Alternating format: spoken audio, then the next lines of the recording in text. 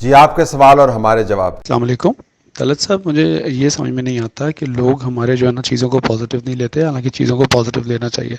اب یہ جو 1333 ارب روپے دفاعی بجٹ میں رکھے گئے ہیں، تو اس کو اتنا نیگیٹو کیوں لیا جا رہا ہے؟ ہمارے پاکستانی جو ہے وہ کب سمجھیں گے اس بات کو کہ یہ سب کچھ 1333 ارب روپے یہ ہمارے اپنے اوپر ہی خرچ ہوں گے، یہ پاکستان کے اندر ہی خرچ ہوں گے انشاءاللہ، اور پاکستانی شہریوں پہ ہی خرچ ہوں گے، اور وقت کہ یہ سارا پیسہ پاکستانی عوام پہ ہی خرچ ہونا ہے۔ تو اس پہ بلا وجہ کا شور اور واویلا نہ کیا جائے اور خوش رہا جائے۔ بہن سطور جو آپ کہنا چاہ رہے ہیں وہ ایشو ہم تک پہنچ گیا۔ ایک طرف جب آپ دیکھتے ہیں کہ دفاع کے اوپر کتنا خرچ ہو رہا ہے، دوسری طرف آپ دیکھتے ہیں کہ لوگوں پر کتنا خرچ ہو رہا ہے، پھر آپ دیکھتے ہیں کہ دفاع پر کتنا خرچ ہو رہا ہے، اور موازنہ کرتے ہیں کہ کووڈ سے لڑائی پر کتنا خرچ ہو رہا ہے، تو پھر سوچا جاتا ہے کہ واقعتاً دفاع پر کیا زیادہ خرچ ہو رہا ہے یا نہیں۔ پھر آپ کو یہ بھی دیکھنا چاہیے کہ صرف دفاعی خرچہ نہیں ہے، اس کے اندر جو پینشنز کا بل ہے وہ بھی بہت زیادہ ہے۔ تو اب اس کے اوپر میں آپ کو اپنا آرگومنٹ دے دیتا ہوں۔ میرا بہت زیادہ آرگومنٹ دفاعی خرچے کے اگینسٹ نہیں ہوتا، مجھے دفاعی خرچے کے اندر شفافیت چاہیے بطور شہری، مجھے پتہ چلنا چاہیے کہ کون سا پیسہ کس جگہ پہ جا رہا ہے، مجھے اس کے اوپر ڈیبیٹ چاہیے۔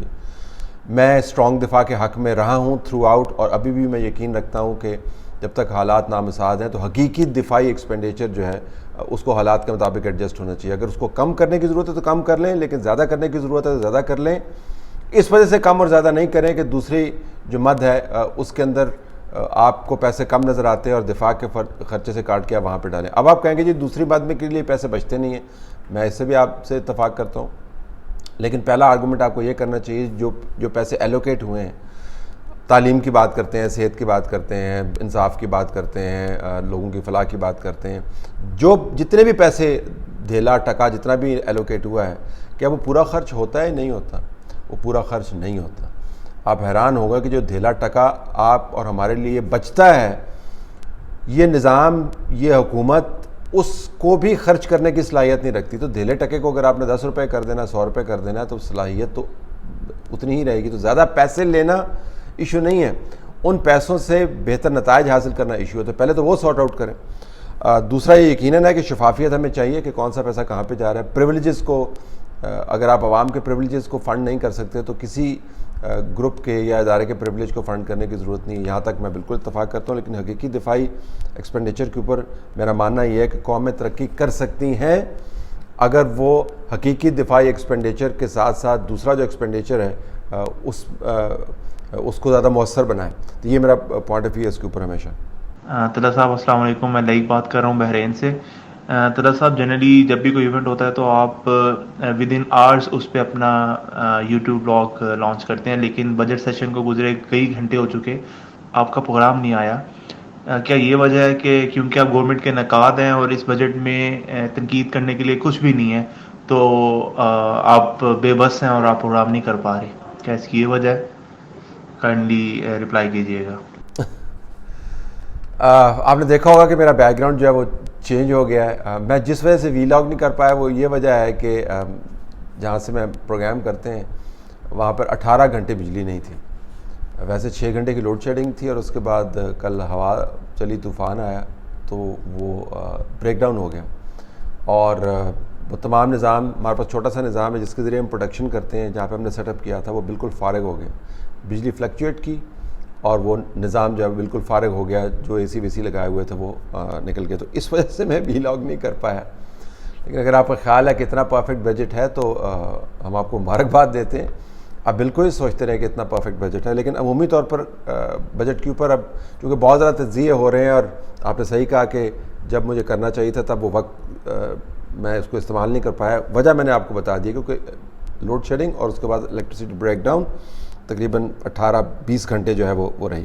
اب آئیے کہ دیکھنا کیا ہے، آپ نے یہ دیکھنا ہے کہ یہ لوگوں کی فلاح کے اوپر کے بارے میں جو بات ہو رہی ہے، اس فلاح کے لیے جو ایلوکیشنز ہیں وہ ایلوکیشنز آپ کہاں سے لے رہے ہیں؟ وہ باہر سے کوئی جینوئن انویسٹمنٹ آ رہی ہے جو پاکستان کا انویسٹر پاکستان کے اندر انویسٹ کر رہا ہے، پاکستان کے اندر نئی انڈسٹری لگا رہا ہے، پاکستان کے اندر ایکسپورٹ کی بیس بڑھا رہا ہے، نہیں بڑھا؟ اگر آپ نے قرضے پکڑ کر پیسے اکٹھے کیے ہیں اور اس کے بعد منت ترلا کر کے سعودی عرب سے، ابھی میں دیکھ رہا ہوں کہ آپ نے پھر کنسیشنل ریٹس کے اوپر جو ہے نا ڈیفرڈ پیمنٹس کے اوپر، کنسیشنل ریٹس کے اوپر آپ نے تیل پکڑا ہے تو آپ سعودی عرب کے گھٹنے پکڑ، IMF کے گھٹنے پکڑ، ورلڈ بینک کے گھٹنے پکڑ اور فگرز کو آگے پیچھے کر کے اگر آپ نے پیسے ایلوکیٹ کیے ہیں جو آپ نے ہلکے ہلکے لگانے شروع کیے ہیں، کیونکہ اکانومی اب آپ نے اگر صحیح نہیں کی اور لوگوں کو شہری علاقوں میں مضافات کے اندر یہ سینس نہیں دیا کہ اکانومی بہتری کی طرف جا رہی ہے، تو سیاسی طور پہ تو آپ فارغ ہو جائیں گے مکمل طور پر. تو ایکسپینڈیچر تھوڑا سا جو آپ کو بڑھتا ہوا نظر آ رہا ہے وہ سارا کے سارا ٹھیکیداروں کی جیب میں جائے گا. یہ پنجاب کے اندر اگر آپ دیکھ لیں جو پبلک PSTP جس کو ہم بولتے ہیں ڈیولپمنٹ ایکسپینڈیچر جو ہے لوگوں کی فلاح کے لیے، وہ سب کے سب ٹھیکیداری کی اسکیموں کے اندر جائے گا. تو یہ جو آپ کو ایکسپینڈیچر ہوتا ہوا نظر آ رہا ہے یہ کوئی جینون انویسٹمنٹ کلائمیٹ کی وجہ سے تبدیلی آتے ہوئے نظر نہیں آ رہی. نمبر 1. نمبر 2، یہ سارا کا سارا جو ہے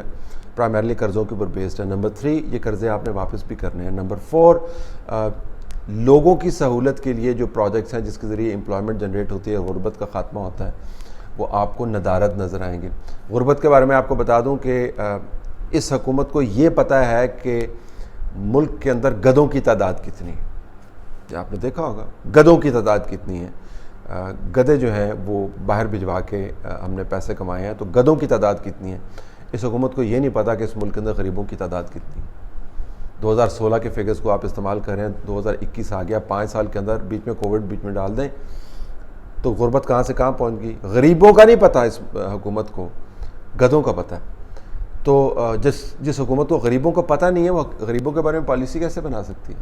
لیکن اگر آپ مطمئن ہیں تو سطح خیر ہے، پھر تو ٹھیک ہے.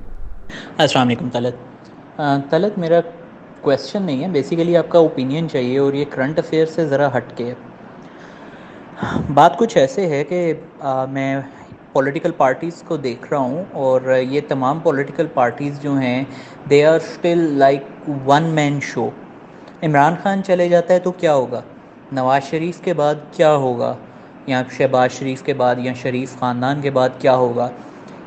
ہماری اگر پارٹیز میں ہی پراپر جمہوریت نہیں ہے، ہماری پراپرٹی ہماری جو یہ تمام پارٹیز ہیں، پولیٹیکل پارٹیز ہیں، ان کا اپنا ہی کوئی نظام نہیں ہے، کوئی اکاؤنٹیبلٹی کا ان پارٹی نظام نہیں ہے. آپ بے ضابطگیاں دیکھ لیں پارٹی کے اندر کتنی ہوتی ہیں، کیا کچھ ہوتا ہے، اور one man show of parties ہیں، تو کس طرح یہ ملک چلا سکتے ہیں یا ملک میں جمہوریت جو ہے یہ لے کے آ سکتے ہیں. سو مجھے صرف آپ سے آپ کا اوپینین چاہیے ہے اس ٹاپک کو لے کے. تھینک یو سو مچ. جی میں آپ سے اتفاق کرتا ہوں.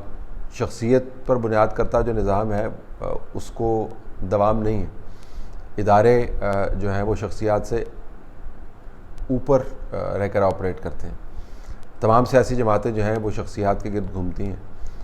لیکن آپ یہ بھی دیکھیں کہ شخصیات کے گرد گھمانا جو ہے صرف پاکستان کی روایت نہیں ہے، دنیا بھر میں بہت سے ڈیولپ ممالک کے اندر بھی آپ کو نظر آتا ہے کہ شخصیات ڈومینیٹ کرتے ہیں، خاندان ڈومینیٹ کرتے ہیں. امریکہ کی اگر آپ نے ایک مثال لینی ہے تو لے لیں. ساؤتھ ایشیا میں سے تو بہت ساری آپ کو مثالیں مل جائیں گی. کون سا نظام مؤثر ہے پھر کہ اگر ڈیولپڈ ملکوں کے اندر بھی جارج ڈبلیو بش اور اس کا بیٹا ٹرمپ اور اس کا داماد اور اس کی بیٹی کینیڈیز، بہت سارے نام آپ لے سکتے ہیں، ایک طرف ہلری کلنٹن، پھر اس کا میاں بل کلنٹن، آپس میں ہی کھیلتے رہے، ایک پریزیڈینشیل بڈ کرتا ہے دوسرا جاتا ہے. تو آپ کہہ سکتے ہیں کون سا نظام اچھا ہے. ان میں ہمیں فرق یہ ہے کہ وہاں پر دوسرے لوگوں کو سیاسی طاقت لینے کے لیے جو سپیس مہیا کی جاتی ہے، ان کو کمپیٹ کرنے کے مواقع فراہم کیے جاتے ہیں.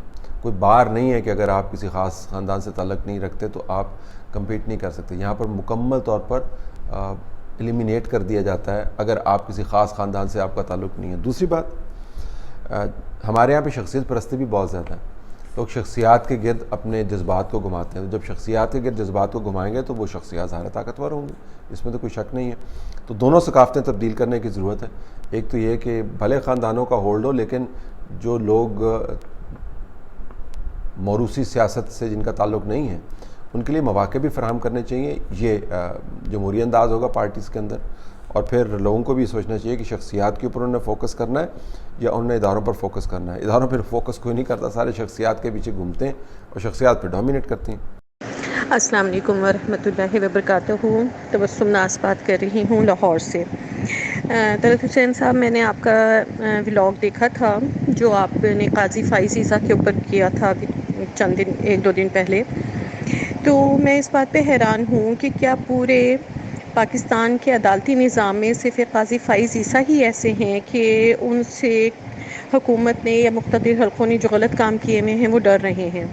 क्या कोई उनकी जगह, उनके अलावा कोई और इस तरह का बंदा नहीं है जिससे जो क़ाज़ी फ़ाइज़ ईसा अगर ना हो खुदा न खास्ता, तो उनकी जगह पे आए और सही फ़ैसले करे? या ये कि बस ये एक जज को ये लोग अगर टाइट कर देंगे तो फिर उसके बाद उनको कोई खौफ नहीं रहेगा? तो हमारे अदालती निज़ाम पे ये एक बहुत बड़ा सवालिया निशान नहीं है? जी, काज़ी फ़ाइज़ ईसा के बारे में जो आपने पूछा वो बिल्कुल दुरुस्त है। ये एक फ़र्द का केस नहीं है, इसके साथ तमाम के तमाम जजेस का तकद्दस और उनको जो शख्सी तहफ़्फ़ुज़ फ़राहम किया जाता है बतौर जज, उनके मामलात इन्वॉल्व हैं। लगेगा कि एक शख्स है, ये एक शख्स नहीं है। अगर एक जज के ख़ानदान को कटहरे के अंदर खड़ा किया जा सकता है तो दूसरे जज साहिबान के ख़ानदान को उन्हीं सवालों के ऊपर कटहरे के अंदर क्यों नहीं खड़ा किया जा सकता?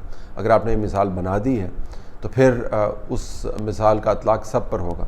ये भी हमें देखना चाहिए कि जस्टिस क़ाज़ी फ़ाइज़ ईसा के ख़िलाफ़ कैंपेन किस तरीके से चलाई गई, जुडिशरी से क्या क्या फ़ैसले आए, और आखिर में उसी जुडिशरी के उन्हीं जज साहिबान में से ही अक्सरियत ने उनको मुकम्मल तौर पर एक्सोनरेट किया और अब वो दोबारा से अपने ओहदे पर फायज़ हैं।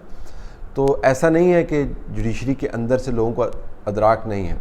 दरअसल निज़ाम के अंदर ख़राबियाँ हमने इतनी डाल दी हैं कि अब उसको मैनिपुलेट करना बहुत आसान है, लेकिन बाज़ औक़ात उस निज़ाम के अंदर से ही आपको अच्छाई होती हुई नज़र आती है या कानून लागू होता हुआ नज़र आता है।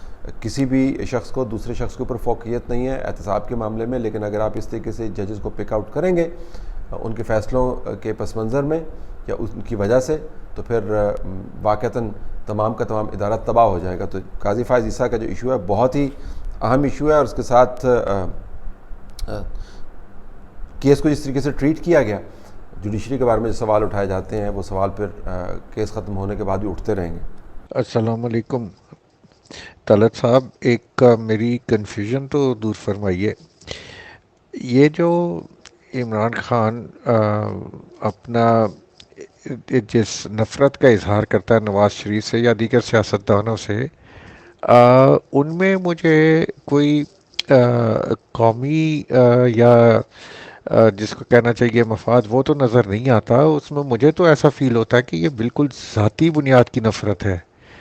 ज़ाती नफ़रत का हुकूमती अमूर में या सियासी अमूर में क्या अमल दखल हो सकता है? मेरा तो ऐसे ही इसकी जितनी मैं स्टेटमेंट सुनता हूँ, ये ज़ाती नफ़रत का इजहार करता है, किसी के लिए कोई इज़्ज़त नहीं है इसके दिल में, ये सबको काबिल नफ़रत काबिल ज़िल्लत समझता है। आपका क्या ख्याल इस सिलसिले में? देखें, नफ़रत का इजहार तो अब सियासत का खासा बन चुका है, ये इसकी रीढ़ की हड्डी बन चुकी है। इमरान खान साहब अपने ओपोनेंट्स को बिलखसूस काबिल ज़िल्लत समझते हैं और उनके ख़िलाफ़ कैंपेन करना या करवाना समझते हैं कि बिल्कुल हक़ और सच की बात है। और वही नकात जो हैं उनको ज्वाइन कर लें तो उनको आप तख्त पर भी बिठाते हैं और मौके भी देते हैं ये साबित करने के लिए कि किस तरह उन्होंने इंसानियत की खिदमत की है। तो ये तो आपको एक बिलखसूस आदत नज़र आती है इमरान खान साहब की जमात के हवाले से जो बातें होती हैं कि जब उनकी पार्टी के अंदर बंदे थे उन्होंने तनकीद की, जब बाहर निकाले गए तो उनकी ऐसी की तैसी होगी। तो अपनों के साथ जो ये करते तो गैरों के साथ तो वो क्या करेंगे। दूसरी बात यह कि उनकी नफ़रत की बुनियाद ये भी है कि नवाज़ शरीफ की जमात जो है पंजाब में उनको चैलेंज करती है। मैं बारहा आपको बता चुका हूँ कि अगर नवाज़ शरीफ की जमात पंजाब बेस्ड ना होती तो इमरान खान साहब का गुस्सा उनके ख़िलाफ़ ऐसा ना होता। अगर बलोचिस्तान के अंदर होते तो हो सकता है नवाज़ शरीफ को वो चीफ़ मिनिस्टर भी बनाने पर आमादा नज़र आता है, लेकिन चूँकि पंजाब बेस्ड और डायरेक्ट क्लैश आपको नज़र आता है, लिहाजा वो नफ़रत जो है उसकी चिंगारियाँ आपको भड़कते हुए नज़र आती हैं हर वक्त। फिर एक उनका अपना अंदाज़ भी है, वो अपने अलावा सबको नीचा समझते हैं और नीचा दिखाना चाहते हैं, और वो अंदाज़ उनकी सियासत के ऊपर हावी है। वो एक शख्सियत का इशू है। हर शख्सियत की तरबियत, उसका पस मंज़र, उसके तजर्बात मुख्तलिफ होते हैं, और जब आप ताकतवर पोजीशन में पहुंच जाते हैं तो आपके शख्सी औसाफ जो हैं आपकी पोजीशन पर हावी हो जाते हैं। ज़ुल्फ़िकार अली भुट्टो के बारे में भी आप कह सकते हैं, उनको भी बहुत शौक़ था अपने मुखालिफिन को रगेदने का और उनकी तज़लील करने का। چاہے وہ ایکشنز کے ذریعے ہو یا الفاظ کے ذریعے ہو. لیکن at the same time Zulfikar Ali Bhutto کے اندر یہ بہت بڑی خوبی بھی تھی کہ تمام تر مخالفت کے باوجود جو ان کے اوپوننٹس بھی ان کے بارے میں کوئی اچھی باتیں نہیں کرتے تھے, وہ قومی معاملات کے اوپر کنسنسس ڈیولپ کر لیتے تھے. تو یہ بہت بڑے سیاستدان کی نشانی ہے کہ اپنی تمام تر کمزوریوں کے باوجود اگر وہ بنیادی سیاسی کام کر پائے تو اس کا قد کاٹ بڑا ہوتا ہے. ذوالفقار علی بھٹو کے پاس جہاں پر پرسنالٹی ٹریٹس کے اندر ایشوز تھے تو بطور پولیٹیشین وہ غیر معمولی طور پر ایک ہیومن رکھتے تھے, وہ سوچ سمجھ اور دانشمندی رکھتے تھے. لیکن یہاں پر ظاہر ہے اس کا فقدان ہے.